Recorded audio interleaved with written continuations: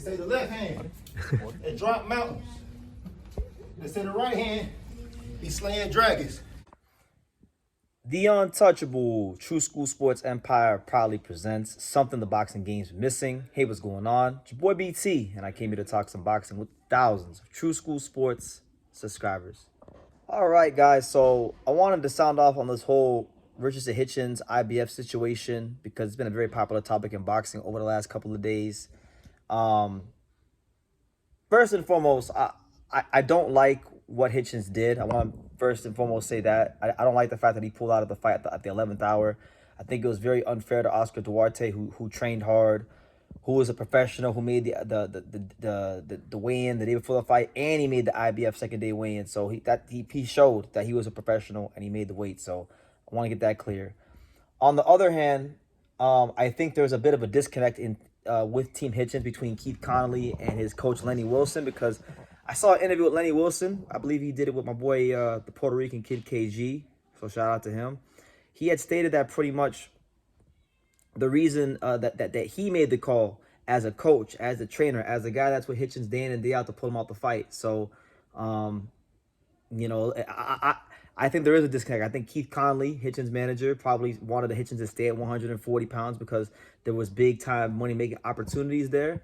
Obviously, Hitchens has had a hard time making that weight for a couple of years now, and Lenny Wilson did what he felt was right by his fighter. So, shout out to him for making what was a very, very unpopular decision. It's not a decision that I particularly like, but he feels that he did right by his fighter, so that's his prerogative and that's his job as a trainer. Now, that being said, Oscar Duarte is owed a title shot because he was scheduled to fight for a title.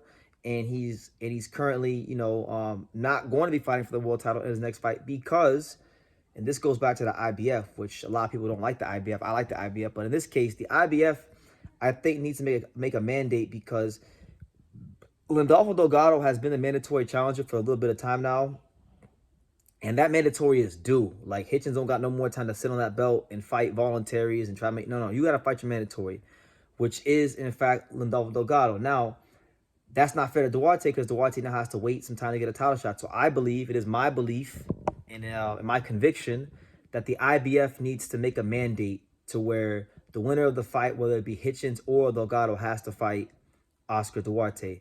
And it's interesting because Delgado is a fighter that is trained by Robert Garcia. Lindolfo Delgado is a fighter that is also trained by Robert Garcia. So either way you cut it up, slice it, and dice it, someone from RGBA is getting a world title shot.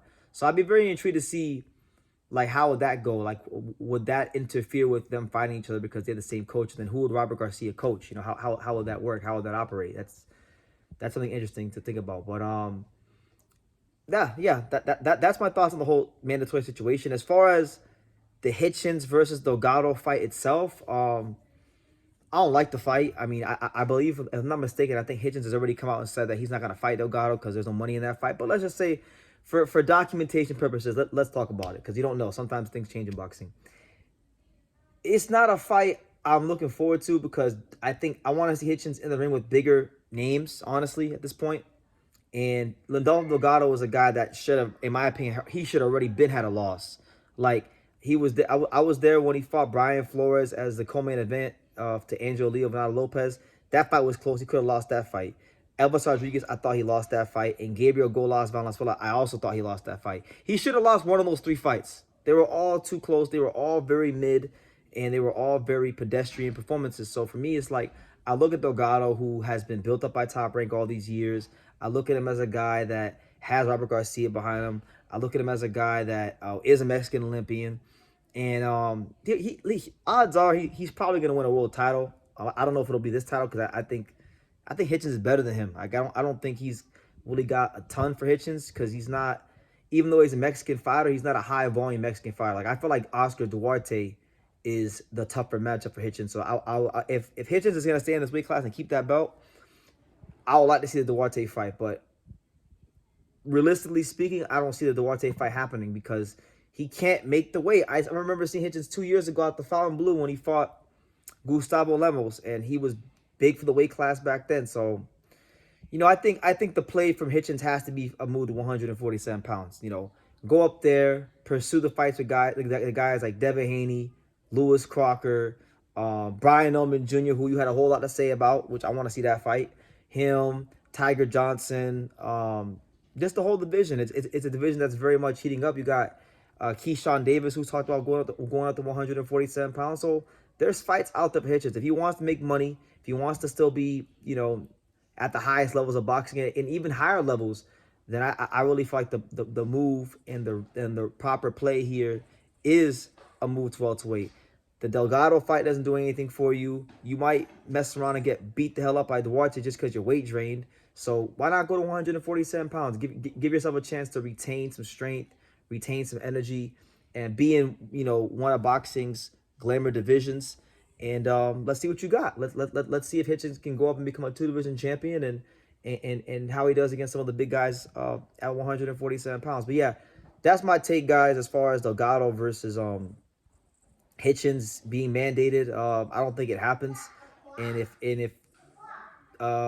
Delgado can't fight Hitchens or Duarte for whatever reason, then the next in line would be Keyshawn Davis and Arthur the Chechnyan Wolf Biarslanov. So those are obviously great fights as well. And yeah, I'll leave it at that. If any new developments happen, I will definitely talk about them. But these are my thoughts now for what's happened to this point. So leave your comments down below. Make sure you guys take the time to subscribe. And like I say in every single one of these videos, you can love me or you can hate me, but I'm just a kid from Daniel. So until next time, take care, guys. Thank you for watching True School Sports. Thank you for watching another video on the untouchable True School Sports Empire, the home of boxing. We're on the road to 100,000 subscribers, guys. So help us keep being great. Help us keep pushing out that real boxing content for the fine folks all around the world. And make sure you jab, you hook, you Mike Tyson, you Mayweather that subscribe button. Pops, show them how do they gotta hit the subscribe button. Pop, pop, pop.